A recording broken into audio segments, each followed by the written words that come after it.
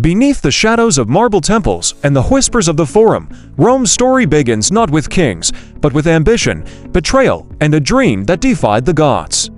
Step into the city where legends were born, and every street echoes with the footsteps of destiny. In the heart of central Italy, along the winding banks of the Tiber River, the seeds of what would become one of the greatest civilizations in history were sown. The story begins not with documents or chronicles, but with myth, a story passed down through generations, a tale of destiny, bravery, and rivalry. This is the tale of Romulus and Remus, the legendary founders of Rome. According to the legend, their mother, Rhea Silvia, was a Vestal virgin, devoted to the goddess Vesta, sworn to remain chaste. Yet, fate intervened, and she bore twin sons, fathered by Mars, the god of war. This divine parentage marked the brothers for greatness and for tragedy.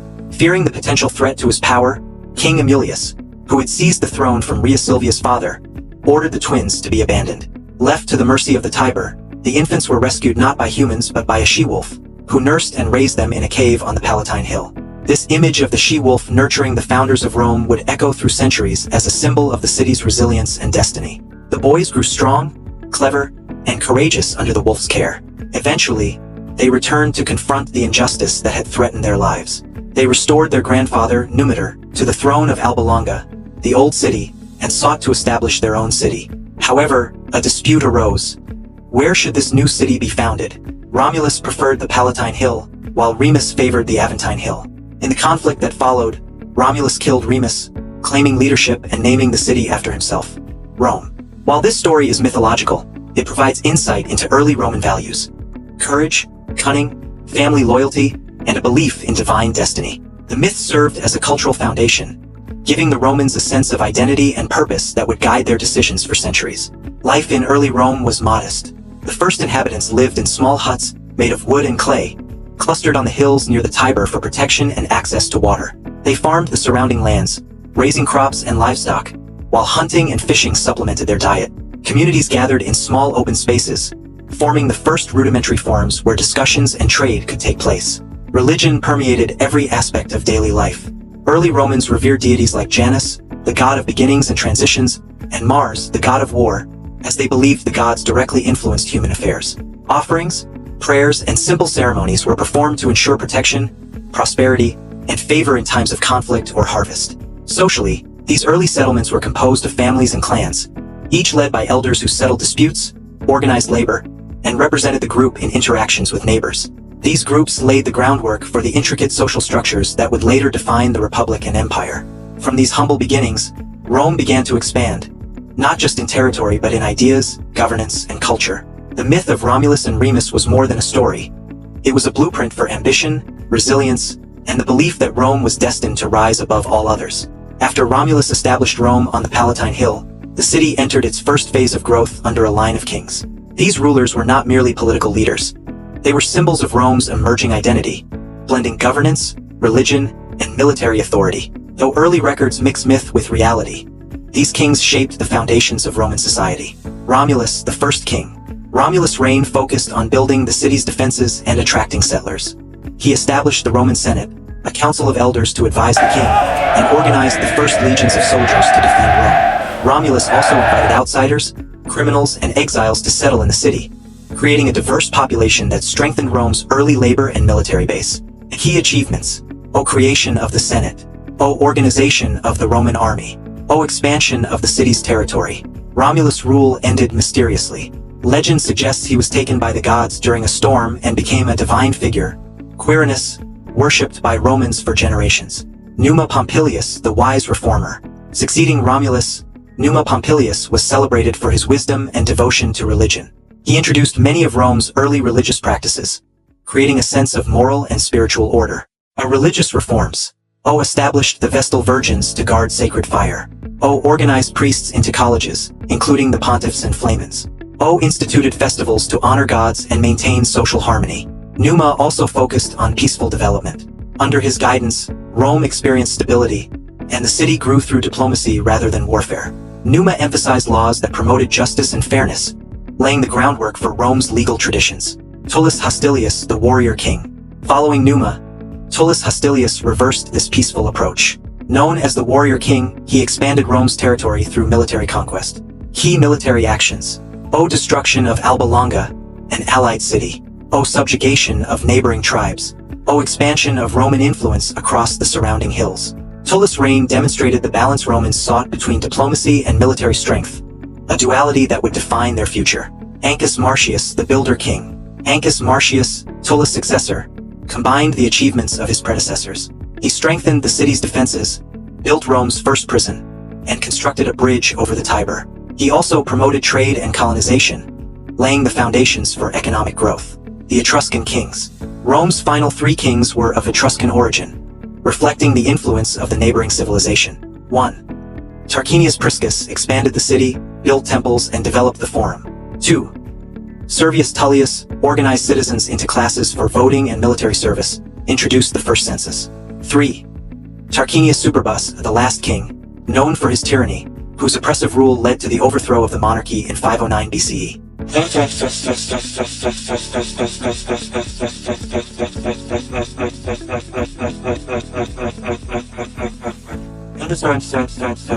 Life in the kingdom. During this era, Rome transitioned from a collection of small settlements into a structured city.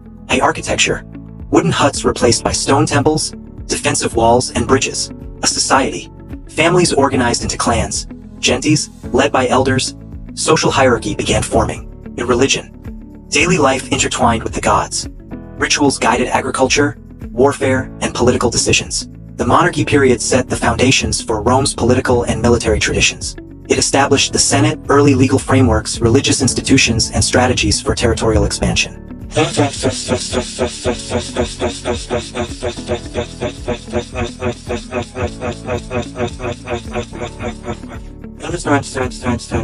Legacy of the kings. Even after the monarchy ended, Romans revered the kings. The stories of Romulus' bravery, Numa's wisdom, and the other rulers' achievements became central to Roman identity. They provided lessons in leadership, civic duty, and the balance of power and religion that influenced the republic and empire.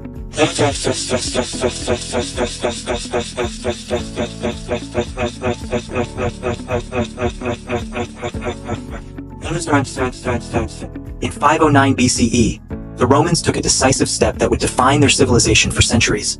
They overthrew the last king, Tarquinius Superbus, ending the monarchy and establishing the Roman Republic. This transformation was not simply political.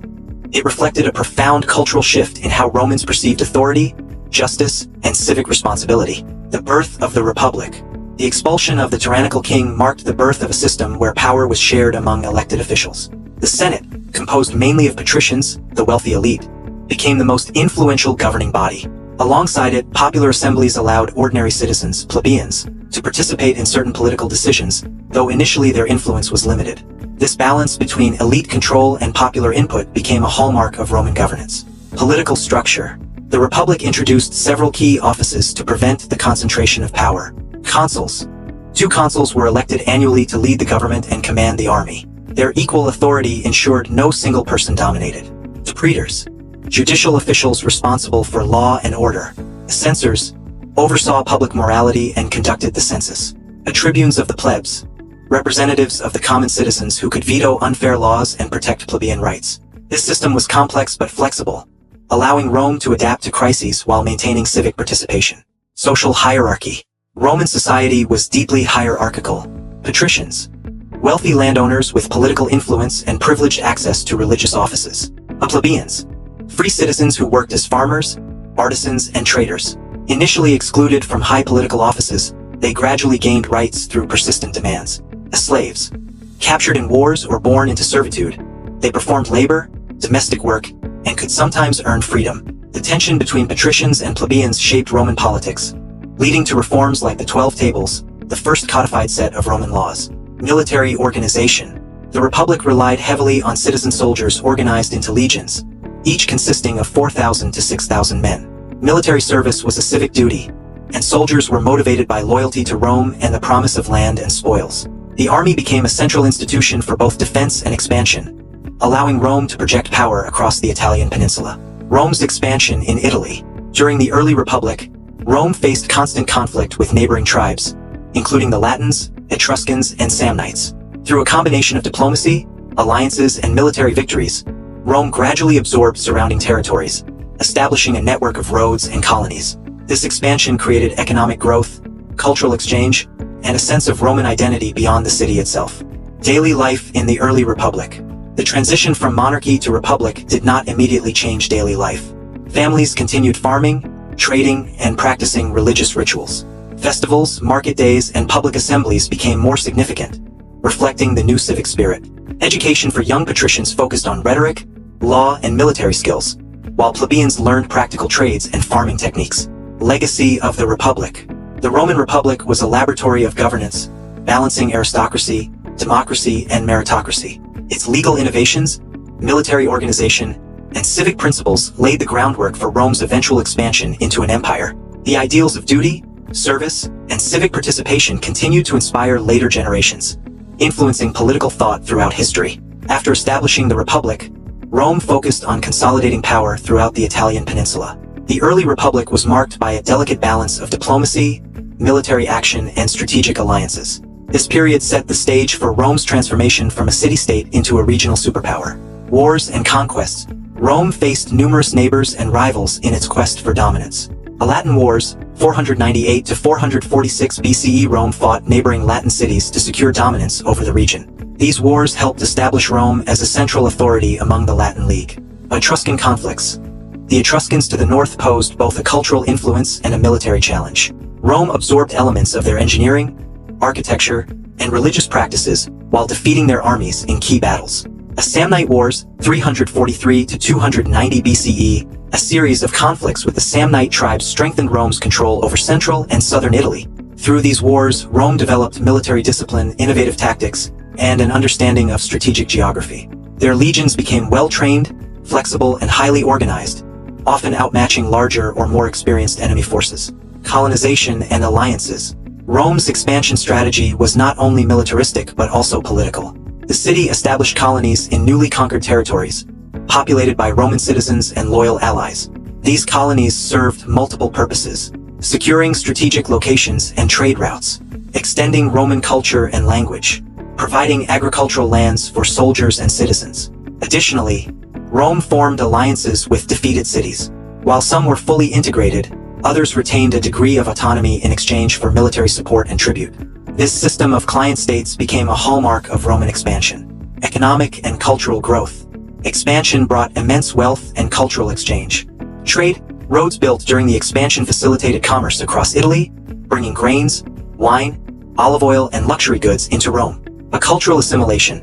Romans absorbed aspects of Etruscan, Greek, and Italic cultures, including religious rituals, art, and engineering techniques. Urban development. New cities and infrastructure projects, such as roads, bridges, and aqueducts, improved connectivity and economic efficiency. Military organization. The Roman army continued to evolve. A legion structure, divided into centuries and cohorts with commanders trained in both strategy and discipline. The citizen soldiers. Service in the army was a duty and a privilege, giving citizens a stake in the Republic's survival. Engineering corps. Roman armies built roads, forts, and siege equipment, combining warfare with infrastructure development. This military and civil infrastructure allowed Rome to secure its borders and expand rapidly, preparing for larger conflicts beyond the Italian peninsula. Daily life during expansion. Even as Rome expanded, daily life in the city remained vibrant. By agriculture, families farmed wheat, barley, olives, and grapes, feeding the growing population. But trade and markets. Public forums and marketplaces facilitated commerce, gossip, and civic engagement. The religious life. Rituals honored both traditional Roman gods and deities from conquered cultures, blending religious practices. The expansion period solidified Rome's identity as a disciplined, resilient, and ambitious civilization. Its ability to integrate conquered peoples while maintaining control laid the groundwork for its rise to Mediterranean dominance. By the 3rd century BCE, Rome had established itself as the dominant power in Italy, but its ambitions could not be contained to the peninsula. Across the Mediterranean, another great power was rising. Carthage, a wealthy city-state in North Africa, known for its powerful navy and expansive trade network. The clash between these two civilizations resulted in the Punic Wars, a series of 3 major conflicts that would shape the course of history. The First Punic War, 264 to 241 BCE. The First Punic War began over control of Sicily, a fertile island critical for trade and agriculture. Rome, primarily a land power, faced the formidable Carthaginian navy. The Roman strategy. Rome built its first large fleet, incorporating the corvus, a boarding device that allowed soldiers to fight like on land. Major battles. Naval engagements near Mylae and Ecnomus. The outcome. Carthage surrendered Sicily to Rome, marking the Republic's first overseas province. This war demonstrated Rome's adaptability and engineering skill, as it transformed from a land-based army into a naval force capable of projecting power across the sea. The Second Punic War, 218 to 201 BCE. The Second Punic War is the most famous, largely due to the Carthaginian general Hannibal Barca, who led a daring campaign against Rome. The Hannibal's crossing of the Alps. With elephants and a multinational army, Hannibal surprised the Romans by attacking from the north, a move considered one of the most audacious military maneuvers in history. Major battles. Trebia, Lake Trasimene, and Cannae, where Hannibal inflicted devastating losses on Rome. The Roman resilience. Despite early defeats, Rome refused surrender, relying on strong logistics, reinforcements, and the leadership of generals like Fabius Maximus and Scipio Africanus. The outcome. Rome eventually invaded North Africa, forcing Hannibal to return home. Carthage surrendered and paid heavy reparations. This war taught Romans the importance of discipline, strategic patience, and resilience, shaping their military culture for centuries. The Third Punic War, 149 to 146 BCE. The Third Punic War was largely motivated by Rome's desire to eliminate Carthage as a threat permanently. Siege of Carthage. After a 3-year siege, Roman forces breached the city walls. Destruction. Carthage was completely destroyed, and its population was enslaved or killed. A legacy. Rome controlled the Western Mediterranean, gaining not only territory but also immense wealth, resources, and influence. Impact on Rome. The Punic Wars marked Rome's transformation into a Mediterranean superpower. Economic growth. Access to fertile lands, trade routes, and slaves fueled Roman prosperity. A military evolution. Legions became more experienced and professional, combining discipline with strategic innovation. A cultural integration. Conquered territories adopted Roman law, religion, and governance, spreading Roman culture far beyond Italy. Daily life and society during wartime. Despite the wars, Roman daily life continued to develop. Agriculture. Fields were cultivated by citizens and slaves to support the growing population and armies. A trade and economy. Sicily and North Africa became critical sources of grain and goods for Rome. Religion. Romans interpreted military victories and defeats as signs of divine favor or disapproval, making religious rituals central to decision-making. The Punic Wars demonstrated Rome's resilience, adaptability, and ambition. They solidified the Republic's dominance and set the stage for its transition into an empire that would control the Mediterranean for centuries. By the 1st century BCE, the Roman Republic was facing profound internal challenges. Its expansion across the Mediterranean brought wealth and slaves, but also social inequality, political corruption, and unrest. The delicate balance between patricians and plebeians was under strain, and the Republic's institutions struggled to manage a growing empire. The rise of Julius Caesar. One of the most pivotal figures in this era was Gaius Julius Caesar. In early career, Caesar rose through military and political ranks, gaining popularity with soldiers and citizens alike. A conquest of Gaul, 58 to 50 BCE, expanding Roman territory into modern-day France and Belgium. Caesar demonstrated exceptional military skill and leadership. The popularity versus Senate. His successes alarmed the Senate, especially conservative leaders like Pompey and Crassus, who feared his growing influence. Caesar's fame and wealth allowed him to bypass traditional political restrictions, culminating in his crossing of the Rubicon River in 49 BCE. A direct challenge to the Senate and an irreversible act that sparked civil war. Civil wars and political turmoil. The Republic plunged into a series of conflicts. A Caesar versus Pompey. The first major civil war, resulting in Caesar's victory and Pompey's eventual death in Egypt. The reforms. Caesar enacted land redistribution for veterans, restructured debt laws, and centralized the administration. The dictatorship. Declared dictator for life, Caesar consolidated power, reducing the influence of traditional republican institutions. Despite his reforms, many senators feared that Caesar aimed to become a monarch. On March 15, 44 BCE, he was assassinated by a group of senators, including Brutus and Cassius, sparking another wave of civil wars. The rise of Augustus. After years of conflict, power ultimately passed to Octavian, Caesar's adopted heir, later known as Augustus. Defeat of rivals. Octavian defeated Mark Antony and Cleopatra at the Battle of Actium in 31 BCE. Establishment of the empire. In 27 BCE, Octavian became the first Roman emperor, marking the transition from republic to empire. The Pax Romana. Augustus initiated a period of relative peace and stability across the Mediterranean, promoting prosperity and central administration. The transformation of Rome. The shift to empire changed nearly every aspect of Roman life. A government. Power concentrated in the emperor, though republican institutions remained nominally in place. A military. Legions were professionalized, stationed across the empire to maintain order and protect borders. Economy. Trade flourished, infrastructure expanded, and cities grew in size and complexity. Daily life in the early empire. Life for ordinary Romans was both familiar and evolving. Urban centers. Forums, theaters, baths, and marketplaces became central to social life. Religion. Worship of gods remained integral, and emperors were often deified. A class distinctions. Patricians enjoyed political influence and luxury. Plebeians continued their trades, and slaves provided essential labor. Legacy of the transition. The shift from republic to empire demonstrated the adaptability of Rome. The republic's ideals of civic duty and law merged with the efficiency and stability of centralized imperial power. Augustus' reign marked the beginning of the Pax Romana, a 2-century era that allowed Rome to flourish culturally, economically, and militarily. The grandeur of Rome's empire was not only defined by its military conquests or political power, but also by the daily lives of its citizens. Life in ancient Rome was rich and varied, shaped by class, occupation, and location. While the emperors and elites lived in luxury, ordinary citizens, tradespeople, and slaves contributed to the functioning of the city. The urban landscape.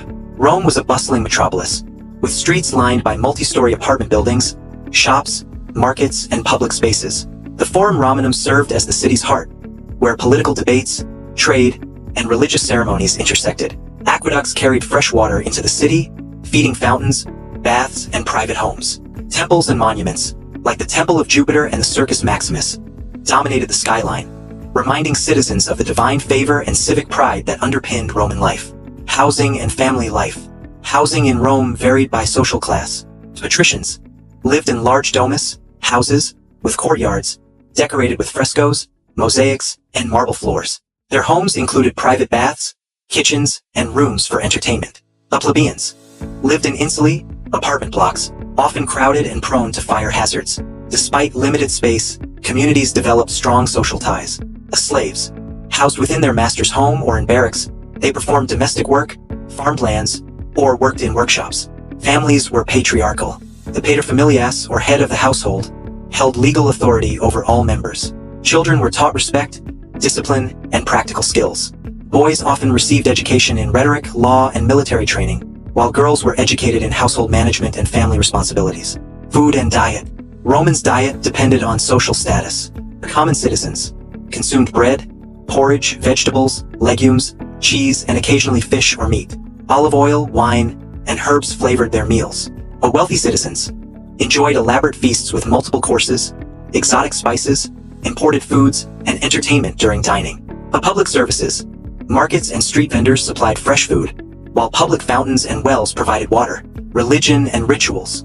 Religion permeated every aspect of Roman life.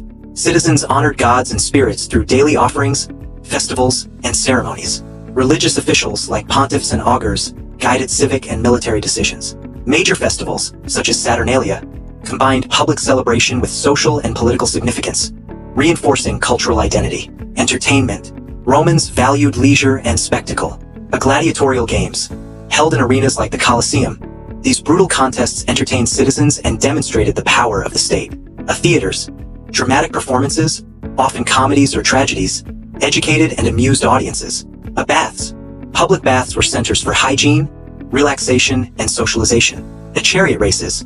At venues like the Circus Maximus, races thrilled crowds and fostered civic pride. Trade and economy. Rome's economy thrived on trade, agriculture, and craftsmanship.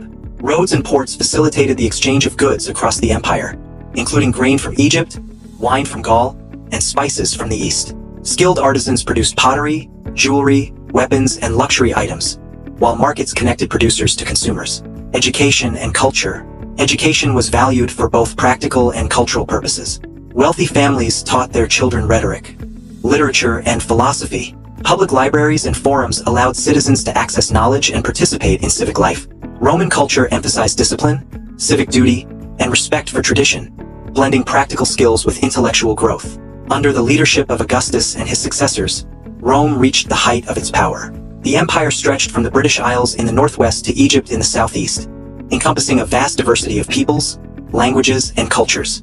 At this time, Rome was not only a political and military powerhouse, but also a hub of economic, cultural, and technological innovation. Territorial expansion. Rome's empire was divided into provinces, each governed by officials appointed by the emperor. The western provinces included modern-day Spain, France, and North Africa. Eastern provinces, Greece, Asia Minor, and the Levant. The northern boundaries, protected by rivers like the Rhine and Danube. The southern boundaries, secured by deserts and friendly client states. Rome maintained control through a combination of local alliances, garrisons, and well-maintained roads. The famous Roman roads allowed legions to move quickly, facilitated trade, and connected distant parts of the empire. Military power. The Roman army remained the backbone of the empire. The legions, professional soldiers, often stationed in strategic provinces for decades. Engineering units built forts, bridges, aqueducts, and roads, combining military and civil infrastructure. The strategy. Rome excelled in logistics, discipline, and adaptability, allowing it to respond quickly to threats across the vast empire. The army not only defended the empire but also helped integrate conquered peoples, maintaining Roman influence and stability. Trade and economy. Rome's economy flourished at its peak. The commerce. Goods from across the empire, including Egyptian grain, Spanish silver, and Eastern spices, flowed to Rome. The urban growth. Cities became centers of trade, government, and cultural life. The infrastructure. Roads, ports, and aqueducts supported commerce, population growth, and military mobility. Trade and wealth helped support the lavish lifestyles of the elite, public entertainment, and civic projects that displayed the empire's glory. Culture and society. The peak of the empire saw a fusion of cultures. A language. Latin dominated the West. Greek was widely spoken in the East. A religion. Romans adopted and adapted gods from conquered peoples while maintaining their own pantheon. The arts and education. Literature, philosophy, theater, and architecture flourished.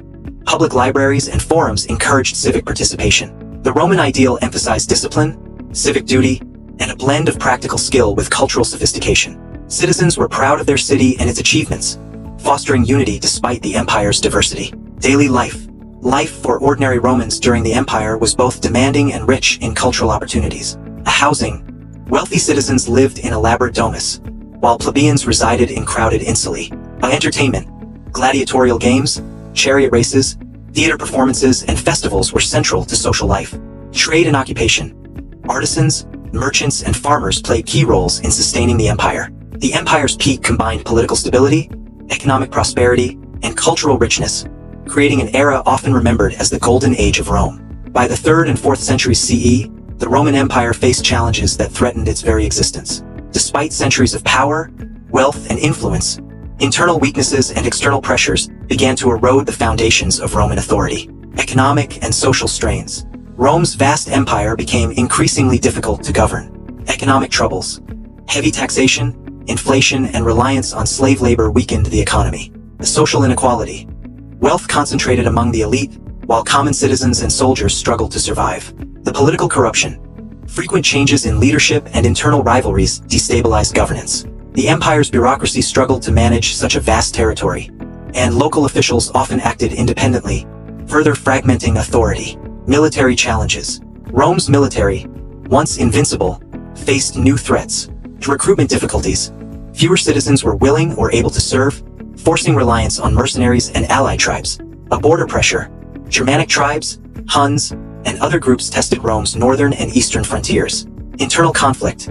Civil wars and rebellions drained resources and morale. Despite these challenges, the Roman army continued to defend the empire, though with diminishing effectiveness. Barbarian invasions. The Western Roman Empire faced waves of invasions. The Visigoths sacked Rome in 410 CE under King Alaric. The Vandals captured North Africa and later Rome itself, disrupting trade and grain supplies. The Huns, under Attila, terrorized the empire's frontiers, forcing diplomatic and military responses.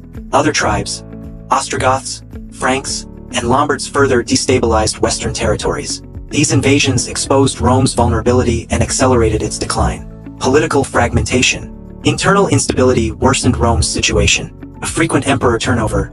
Many emperors ruled only briefly, often killed or overthrown. The division of empire. Emperor Diocletian divided the empire into eastern and western halves for administrative efficiency. A weak leadership in the west. The Eastern Empire, Byzantium, remained relatively stable, while the Western Empire crumbled.